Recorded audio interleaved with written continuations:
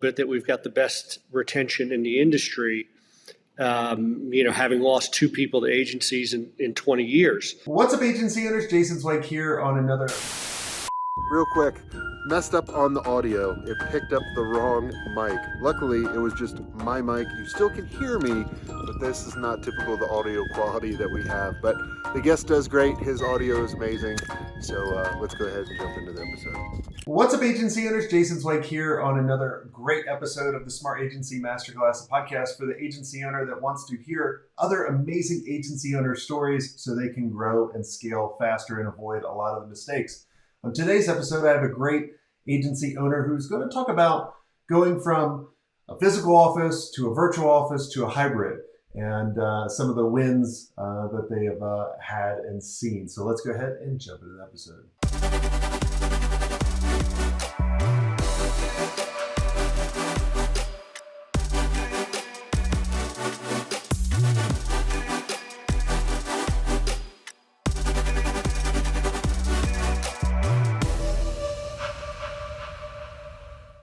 Hey, Dean, welcome to the show. Hey, how are you? How are you doing? Can you hear me all right? Good. Awesome. Well, this is kind of take two. We had some technical difficulties, so I appreciate you jumping back on the masterclass. For the people that don't know who you and what do you guys do? Trevelino, co-CEO, founder of a firm called Trevelino Keller. We are based in Atlanta, Georgia. We're positioned kind of as a national boutique agency, growth, PR, marketing. So kind of three areas of service: public relations, growth, marketing, creative services. We're about 40 folks. Clients are, a nice combination of startup, middle market, and then some, publicly traded national, international brands. Very cool. Awesome. Well, let's go ahead and get into it. Let's talk about how are you guys managing the best talent from like this hybrid remote place? Because there's a lot of people that are old school and they want a physical office. And You guys have been doing it for a long time. So what's worked for you guys? Yeah, I think it's just for maybe some context for people who listen, because there's, so much conversation about what is the best, environment. I think maybe we got lucky in some ways that COVID kind of forced us to figure out how to work in a remote setting. And I'm not so sure we could have just, sans COVID, decided one day, hey, let's just move to remote and, see if that works, right? We already, COVID gave us proof of concept that we could actually make a remote environment work. And, for a firm like ours now in its 20th year, that kind of community and connectivity that happens inside the four walls of an office was, critical for us. We saw that as kind of a differentiator. We, self-grandiose a little bit that we've got the best retention in the industry, having lost two people to agencies in 20 years. We would have said part of that is because of, the culture, right, that's in place. And so to remove that and move into a remote or hybrid setting, 2 years ago would have seemed just absolutely, ludicrous. So here we are, fast forward, and we didn't rush anything, right? We didn't rush coming back. We didn't rush going to hybrid, and we certainly didn't force things, right? We wanted, people to weigh in, get a sense of what they thought would work, and then we ultimately landed on a kind of 60-40 model, which we felt was kind of the perfect balance. of, asking people to come into the office 60% of the time each month. I think, personally, when you put restrictions by week, it feels a little, just less thoughtful because you're still requiring people predictable schedule, and they're not getting the benefit of, some of the freedoms of remote, right? So, and when you think about it on the home front, there's a lot of navigating, especially if you've got family, kids, all of that, to have to stick to a schedule. So our 60/40 we felt was nice because you could go vacation for a week and you could stay in that location for another week and just work remotely. We're a fairly young group, aside from myself, and they loved the 60/40, but at some point the conversation surfaced about flipping that to more of a 40/60 and, leaning heavier on the remote. And, we didn't really give that much thought because we felt like, if we go 40/60, when are we going to have a conversation about 30/70 and 20/80? And so we just went, immediately to a complete remote situation, which is, where we are today. One of the things you mentioned was around losing the culture, right? And I think you kind of skipped over a little bit of you've only lost 2 employees in like 20 years, which is all around culture. And I want to talk a little bit about that as well. But how did you maintain, or I guess the first question is, what were you worried about the culture changing going to this hybrid model? Because there's a lot of people that may be thinking the same thing. And then we can get into, how's the culture now? Is it even better? Yeah. I think the biggest fear is that whether it's our firm or any business, I would be worried that, at some point you wake up one day and you don't have an emotional connection anymore because you're not experiencing as much emotion as you do when you're around other people, right? Whether that's frustration or laughter or excitement because you just learned something that you didn't think that you didn't know before. I mean, you kind of strip away the emotional piece, and all of a sudden it just you feel disconnected. It feels like a job, and so that was our biggest concern. And so you look at programming, right? What kind of programming do you have in place that is both culture, but also career driven, developmental, right? I mean, people, at least in our industry, right? It's a fast moving industry. They want to be learning. They want to develop.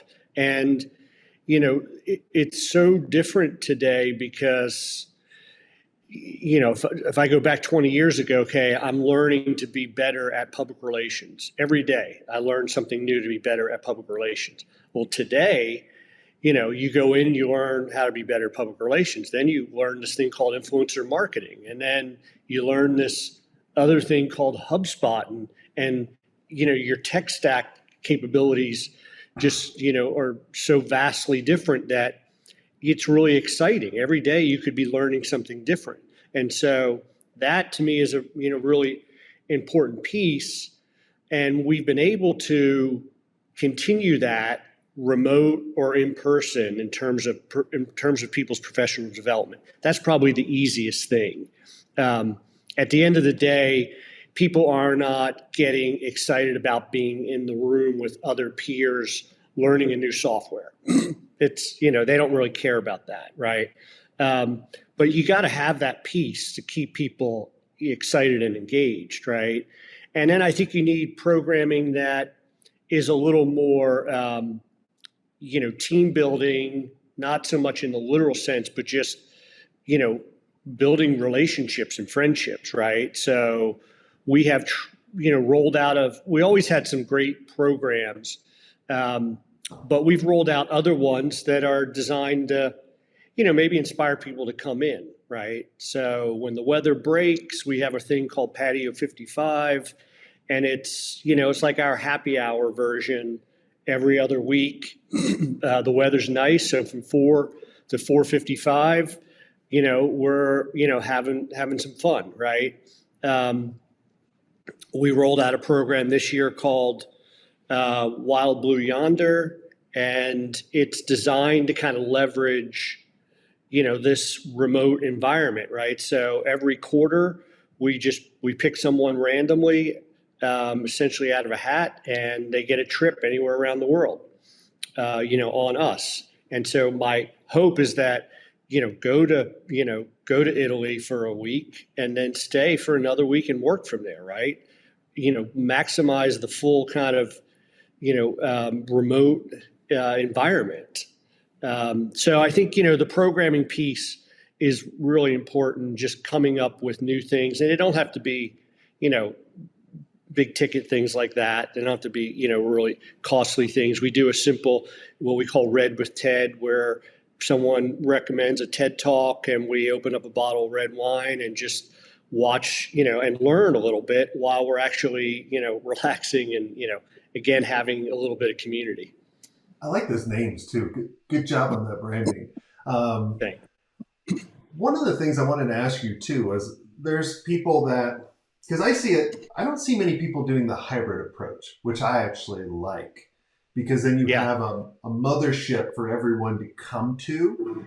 And one thing, and what a lot of the listeners don't know, is we had some technical difficulty on the first episode of recording. So this is take 2, which is actually turning out way better too. It was great the first time, but you dropped some really amazing bombs.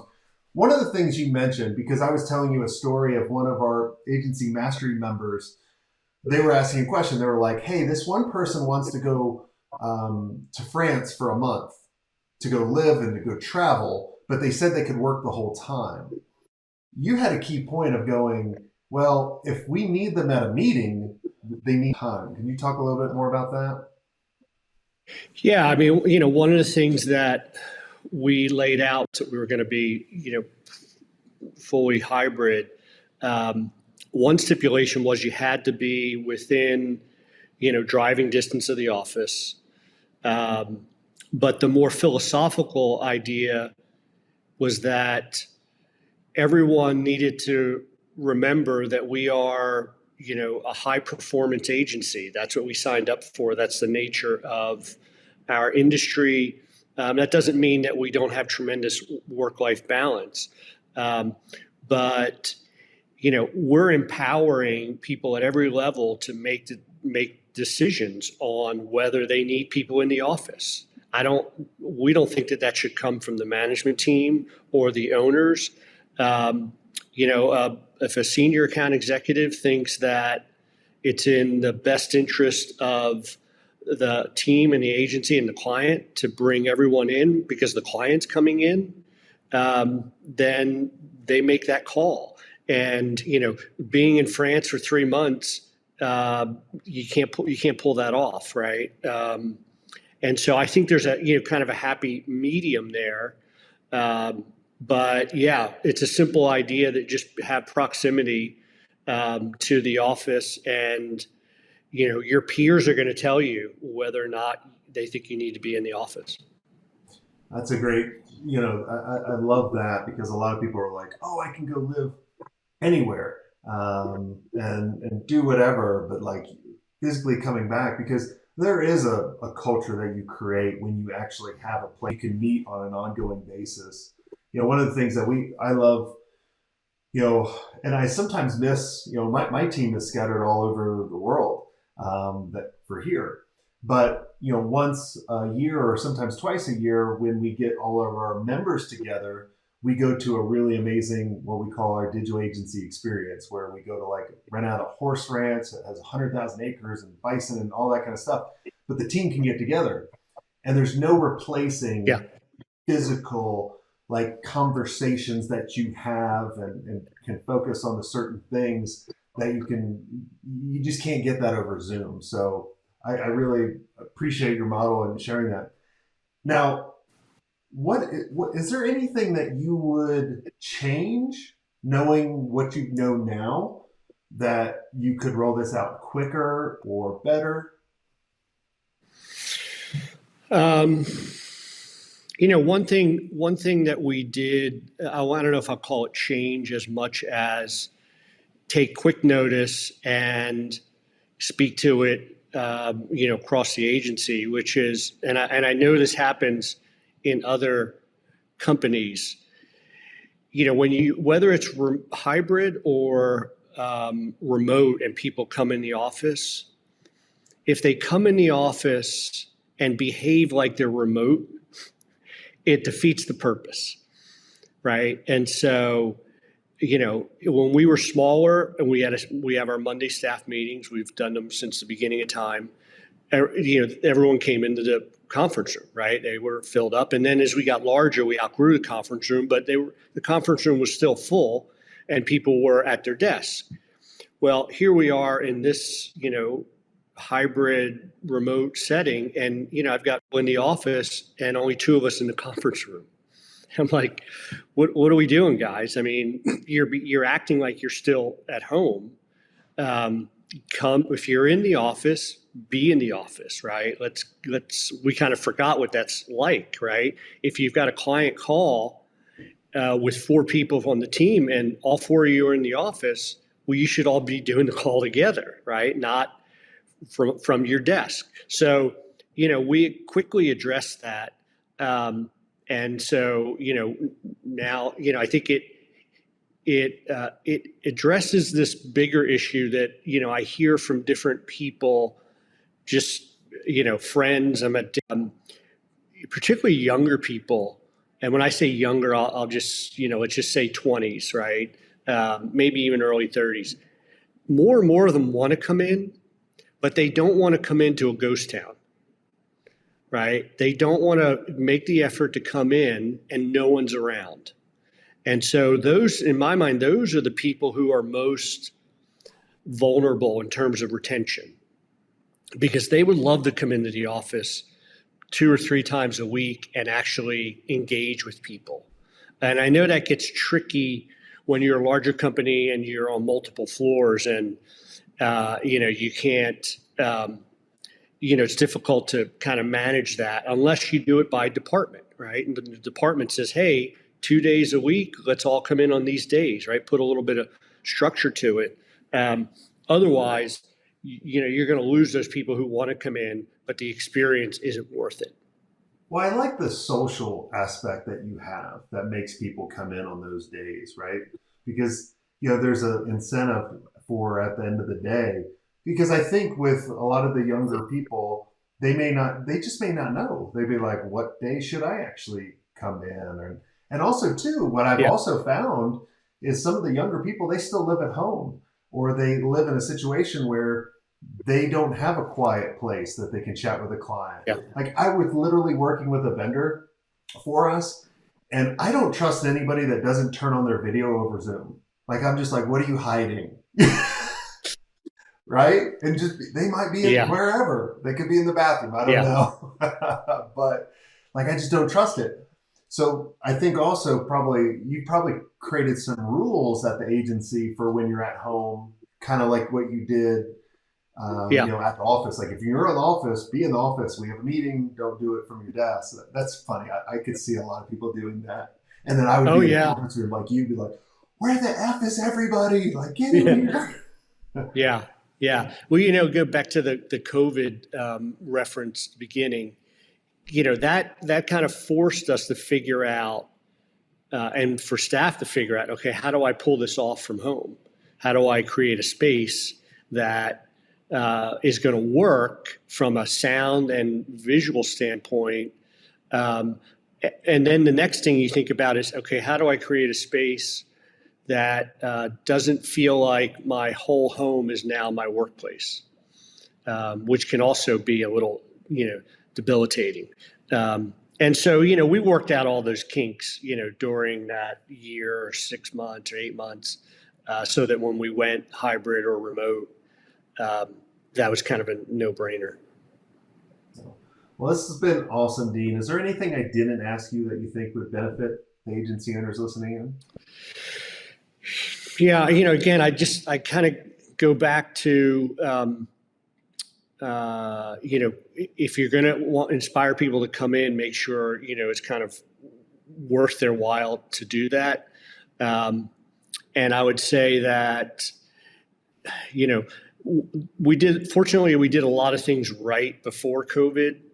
And so while, things got kind of flipped upside down, we stayed kind of grounded with a lot of the things that we had in place before, right?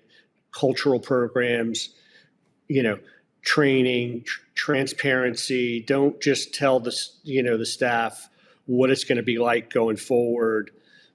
Let them know what we're thinking, listen to them, and then, make some decisions. And, it's not going to always, appeal to everyone.